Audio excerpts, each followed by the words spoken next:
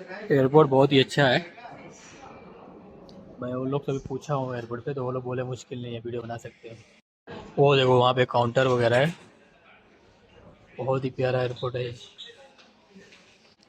अभी थोड़ा बाहर का आप लोग को सीन दिखा देते हैं, बाहर का सीन कैसा है। माशाल्लाह, ये एयरपोर्ट है। देख रहे हो, यहाँ पे वजन होता है सामान। और सामने रेस्टोरेंट है। इधर भी वेटिंग करते हैं और इधर भी वेटिंग करते हैं।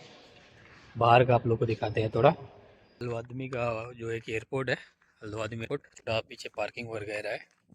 वो सामने एयरपोर्ट है, बहुत छोटा एयरपोर्ट है। तो थोड़ा सा अभी 1 घंटा टाइम है, 40 मिनट, अभी से 40 मिनट रुकना है, इंतज़ार करना है। तब तक थोड़ा वीडियो आप लोगों को बना के दिखा देता हूँ। पेड़ वगैरह जो है कि पार्किंग है एयरपोर्ट के साइड में।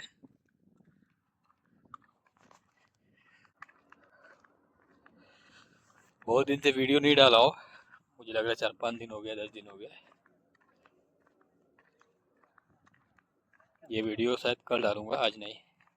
रूम पे जाऊंगा, टिंग करूंगा, उसके बाद डालूंगा।